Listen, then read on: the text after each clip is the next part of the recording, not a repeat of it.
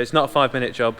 You know, it will take a long time. So I'm going to pick the Pottinger up and we'll finish off the cultivating. Auto diff, four-wheel drive and auto diff lock here because, come on baby.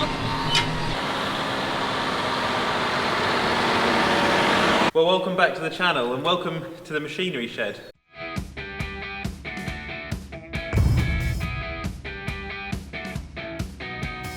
If you could help me out and give this video a thumbs up, it would be much appreciated. Thank you for all of your comments in yesterday's video about the start of spring. It was so nice to receive so many comments from all of you all over the world, and it was nice to see that a lot of you guys are getting out there and recognising what's going on at the moment with the seasonal changes. Here on the farm, as I said in yesterday's video, we are now going into spring. However, there is a slight change this year in that it is quite cold. We had a warm start to spring. It was about 10 to 15 Celsius last weekend, and now it's gone down to about 4 Celsius, and we're looking at lows of 2. So it's going to be quite cold over the next week, which isn't very good because we've just planted the barley, and with the cold weather, the barley's not going to be able to get off to a good start. So we've got to keep our fingers crossed for some warmer weather and some rain to get the barley germinating and to get it up out of the ground. Once the barley's up out of the ground, we can then get the rollers and we can roll in the barley. Now yesterday I took the Pottinger out of this particular bay. This is I used to call it the Pottinger bay. But with the cultivator now moved, I've got all of this space here in this bay, which I can use for putting other implements which we've recently acquired. So with this smooth area, with this space, I'm going to use it to store some of our new implements for the Manitou, and what it will do is keep them dry and it will keep them out of the way. As I always say to you guys, work hard, play hard. I've put in a lot of work over the last couple of years to get to where I am, and it would be such a shame, having worked so hard to buy good quality equipment, for it to sit outside and begin to corrode and rust away on the stackyard just over the road. So by bringing the machinery in, keeping it in the machinery shed, it's keeping it dry, it's keeping it out of the elements, and it's also keeping them safe. So that's what I'd like to do in today's video. And perhaps something else which I think would be really good in here is some stronger lighting and a small zone for each piece of machinery and for where it can go.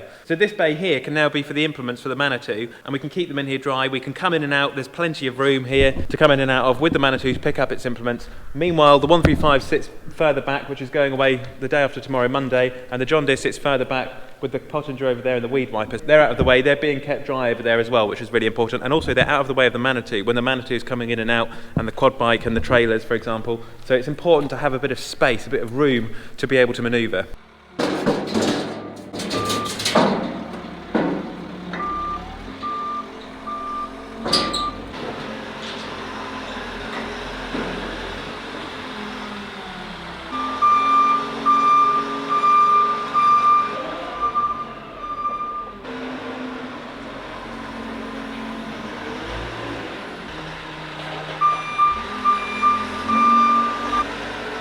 Going to move the 135 out of the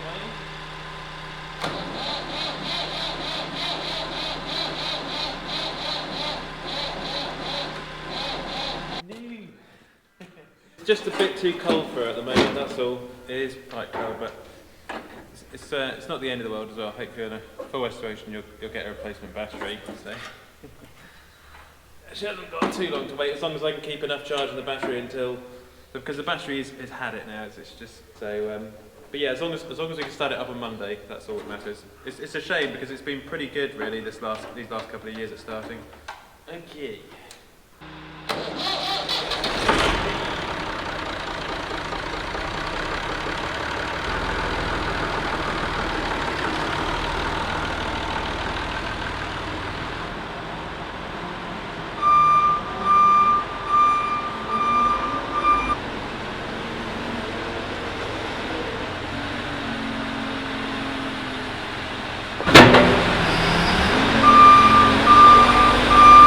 Well, I think that's certainly starting to look a bit better. It's starting to look a bit more organised, which is what I wanted for the machinery shed. And like I said, a bit of tarmac, crushed tarmac in here would tidy this up and smooth this area out for when I put the machinery down. I'm going to chuck the bucket over here, and then we've just got a pallet of horse stuff there, which has got to be gotten rid of, so I'll pick up the pallet tines. She's looking good, the Manny. I know a lot of you guys say she does need a clean. When I get 5 minutes, give her a wash off, give her a tidy up. Then we've got the Deer, which we've got to take out in just a sec to finish off some more cultivating. Then the 135, which is going off on Monday. I had to take the Pottinger off yesterday because Dad had to go down to the marshes to the Broads National Park, and he took the tractor because he sold his car at the moment, just waiting on a replacement car. So he's using the John Deere at the moment. So I'll pick the Pottinger up and we'll finish off the cultivating.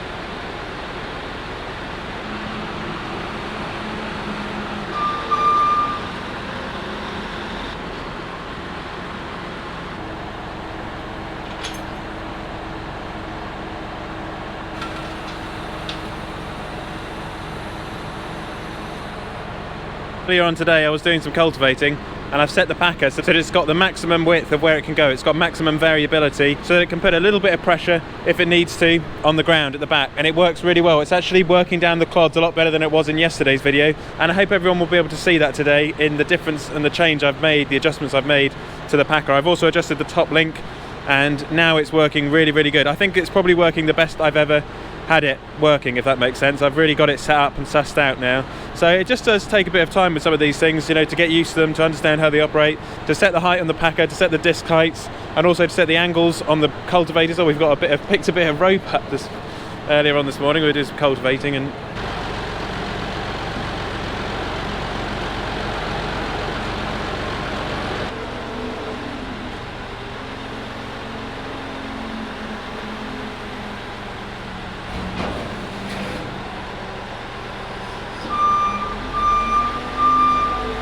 okay, and we are back in the deer. Jeffrey's drilled most of this field. We're finishing off the headlands here this afternoon, and what a lovely job the pottage is doing once you get it set up properly. I mean, with the packer having extra pressure on the back, it's just making such a good seed bed now for the barley, which is going to go in here in just literally the next couple of hours. So it's all going very, very well. Auto four-wheel drive and auto diff lock here because we could go in a bit. Oh, blimey. Come on, girl. Come on, baby. Come on, girl. Oh, she's doing well. As long as I can just level that bit out there. It's always been a bit of a hole, this bit. It's been very wet since a self-propelled potato harvester got stuck, and it's never been the same since.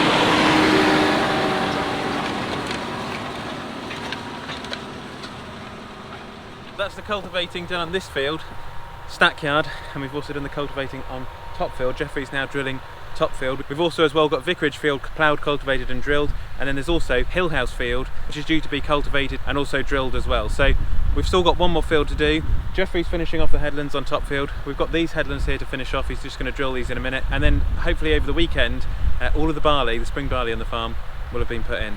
And back in the shed, there's Clover. She wants her dinner, and yeah, I tell you what, it's looking good, the shed. It's looking good. We've been busy. We have been busy. Just the way I like it. Nice and tidy, everything organised. Lovely old job. I'm just going to drop it off here tonight because we've got some work to do in the morning, heading down to the Broads National Park. So we'll drop her off here and then we'll be doing some more work on Sunday or Monday, Tuesday next week with her. But yeah, no, it's funny, you know, sort of getting to the point where I need to find more space to keep everything. And there we go, and I think you could agree with me that that looks a lot better once you get everything together.